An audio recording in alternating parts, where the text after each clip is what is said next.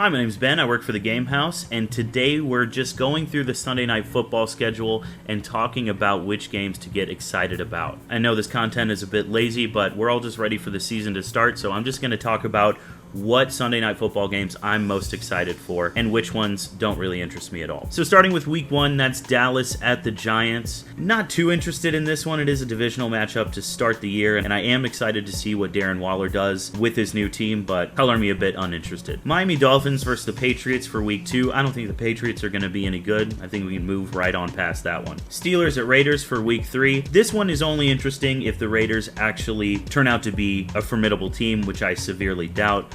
Color me uninterested in this one as well. Number 4 is a really interesting one. Kansas City versus the Jets. Now, Aaron Rodgers is obviously the new quarterback for the Jets and is sort of the prototype for what Patrick Mahomes is. So seeing them play each other for the first time is going to be absolutely electric. Remember, the 2 times that the Packers have played Kansas City, they have not had Aaron Rodgers due to injury or due to COVID complications. So this is going to be their first matchup, and I'm really excited to see what Garrett Wilson and Aaron Rodgers can do against this Chiefs defense. Week 5 is Dallas at the San Francisco 49ers. Now, I just did an article on the most exciting primetime games of the season. I left this one off, and TGH's Joe DiTullio was very perturbed that this wasn't on here, but then again, he is a Cowboys fan. Obviously, this historical matchup has a lot of significance for these two fan bases.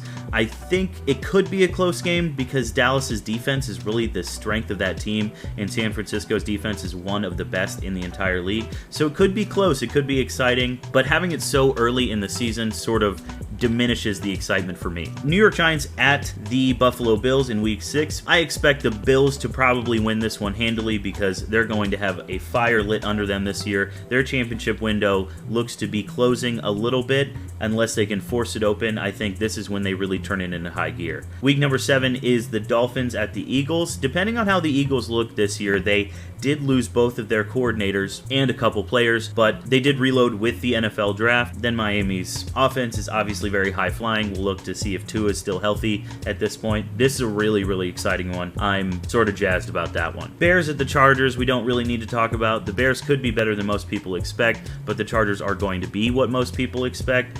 Could be a trap game for the Chargers, so that's really the only exciting part there. Week 9 is Bills at Bengals. This is one of the games I chose for my article. This is absolutely one of the best games on the entire slate. The Damar Hamlin game, where he went down in one of the most shocking things we've seen in sports in a long time, happened at Bills at Bengals game. You can already see the video packages in your head. You can already hear the announcers talking about it. This is absolutely going to be one to watch, one to keep your eyes on, and it's 2 of the best teams in the entire AFC, which is already stacked. Jets at Raiders, not a lot to talk about there, other than Aaron Rodgers will be facing off against Davante Adams. Week 11, Vikings at Broncos. Again, not a lot to talk about here, other than is Russell Wilson back to normal, and will the Vikings still be as good as they were last year, winning 11 games by 1 score. Ravens at Chargers, I think, is a really underrated matchup. The Chargers really want to beat as many teams as they can because they're going up against the Chiefs in that AFC West. Baltimore has the same kind of vibe, going up against the Bengals, who are looking down on them at the top of the AFC North. Both teams' divisions are really going to be rooting against them. Kansas City at Green Bay is another one I chose for my article. Now, this may not seem like a very exciting game on paper. The Packers aren't expected to be very good. The Chiefs are obviously expected to be at the top of the AFC yet again, but this is the team that Jordan Love got his very first NFL start against. The Chiefs put his family all the way at the top of Arrowhead Stadium in a somewhat disrespectful move. The Packers lost that game, but I think the Packers could be really exciting and a team that not a lot of people are talking enough about other than Aaron Rodgers leaving. This could absolutely be Jordan Love's coming out party if the Packers are good,